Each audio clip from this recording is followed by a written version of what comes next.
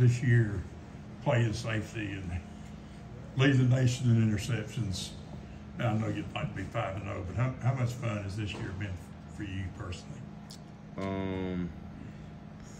I mean, it's been fun so far to this point.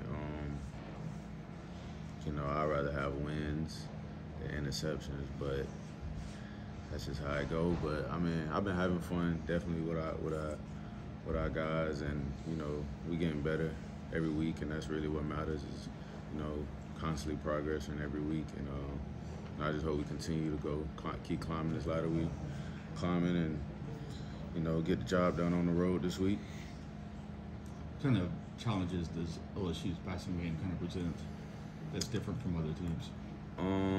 You know, it just got some real elite receivers from what I see, Neighbors and Thomas. And I mean, even the guys that don't even get as much attention as those two, but and that quarterback, Jaden, they just all playmakers. You know, they can score at any given moment, so we just got to be on our toes with them. But it'll be fun. I like going against teams like this, with real good elite players. So, you know, we just got to be on our toes with them, and it just be fun. It'll be fun. Jaylin, when you made the switch to safety last year just because of some injuries and whatnot, did you think you'd get to this point where you became leading the country in interceptions and thriving at that position? Nah, not at all. I mean, if you told me I would have ended up playing safety in college, I would have been like, nah. But, you know, I feel like personally I could play anywhere, any one of those DB positions. That's with a lot of us, honestly. But I never thought that I'd be playing safety and having this much success at it. But it's a good feeling what's going on right now. But you know, I'm really trying to get some wins. Your high school coach told me that he told Coach Steele from the start that you were a safety. You talked to BD? Yeah. Yeah, man, that's my guy. I mean, I guess that's what he told. He knows what's up with me, man. He you know, one of my favorite coaches throughout my whole life. So I mean, I would take his word with anything. So whatever he did, I'm pretty sure he did tell Steele that. I used to have a lot of conversations whenever Coach Steele would come to the school. So you know, I believe that. Think about some of the success that you've had at safety so far. Some of that came, before you came out at the end of the game against one of the best tight ends in the country. Yeah. When you look back at that now, what were you able to do to kind of keep him in check at the beginning, and then what happened after you went out? It wasn't so much. I wasn't worried about him. He wasn't like on my mind or nothing like that. But you know, when he's on your side, you know, you gotta. He's where's Waldo? Where is he at? And I don't think it was. I think it was more of what their adjustments that they made. From what I noticed, they started moving him away from the field. They started putting him more to the boundary in the second half, which was making me mad. But I mean, you know, it's not. Yeah, I wasn't too worried about him. I just, you know, the same thing. You just got to know where he at. He is their guy. They want to get the ball to him, but I mean, I really wish I could have been in there for that last quarter of that game. When you're going into an environment that you know is going to be really loud, you know, what's kind of there's obviously an added emphasis of like getting a turnover early. Just what have you seen in your career, like what that can do, like in terms of crowd noise, if you guys go in there and get a turnover early? Oh, right. I mean, when you go on the road anyway, you're not just playing against LSU.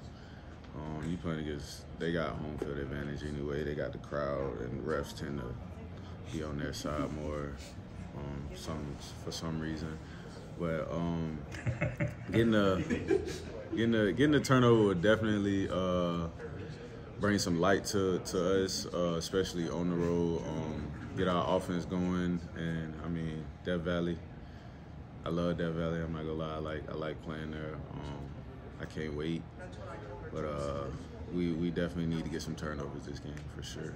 How much the last time you were there was a pretty good day for Auburn? Oh yeah. And how much fun was that going down there and winning? I mean, we had fourth. I think after the game we started calling them fourth and boat.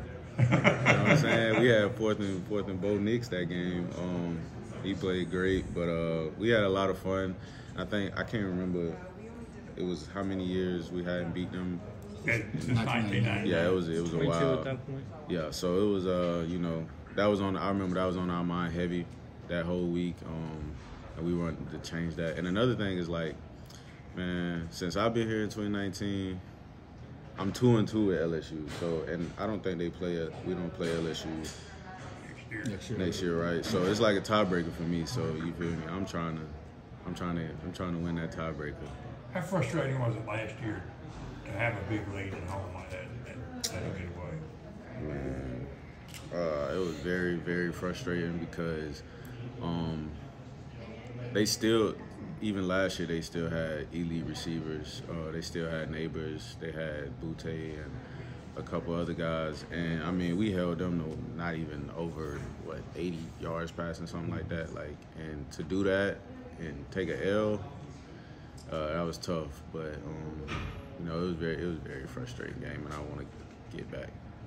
How valuable do you think the off week was for y'all as a defense to kind of evaluate and get ready for the second half? Yeah, bye week is always a good thing because you get guys healthy. That's the main thing. I think we got some guys healthy, and we got a head start. We got to watch them play. I sat on my couch and watched the whole game. I was even replaying certain plays, but we got guys healthy, and you get a head start, so it's always good. I mean, we already been picking up tendencies and tips, and we get that early before we actually start our Tuesday practice, and we got it fresh off our mind. It's real good. Get a head start. A guy like Jaden Daniels, I mean, you faced a lot of dual threat quarterbacks in your career. What's the biggest key to keeping them from just extending plays over and over again, what you said? I mean, I think our D-line got to keep him closed in that pocket. We can't let him escape too many times. I mean, he's a great athlete, so, I mean, he's probably going to escape a few times throughout the game. But us, for the DB group, if he does get out, we just got to plaster. Stay with our man or whatever coverage we in. Just make sure we on our keys. But dude is good. I like how he plays. He's real tough. He gets hit a lot, but he gets right up. So he's a tough player. He got tough receivers around him. So you mentioned what y'all did last year. I think he was like 8 of 20 for 80 yards. From then to now, the kind of player that he is, maybe just little things on tape. How do you kind of see him grow? What's he better at? I think he just got a better connection with his receivers. Honestly, they seem to always be on the same page, like all the time. I think they just got that chemistry and charisma together. I mean, I think he's just playing his game. I think he's just playing good football right now. So, yeah. And what was it about Auburn that made you want to come here? I mean, everybody always say it's like the family thing. But for me, it kind of is family. It was like guys like Jordan Peters and Smoke Monday and all those guys, like the players that were here. Pretty much the reason I came, because I had good relationships with them, and man, I just wanted to be a part of the team with them, with those guys. And they definitely took me in under their wing and helped me out and walked me through the whole process of this new college stuff. So Your coach talked about it. He said he probably could have left and maybe gotten more money or whatever, but he didn't want to leave Auburn. Just talk about what Auburn is doing, being an Auburn is doing. Who said that? Your coach, your high school coach. Oh, he said what? He just said he didn't say you were thinking about leaving. He said he probably could have Left Auburn? Yeah. Oh, nah, man. Yeah, I would.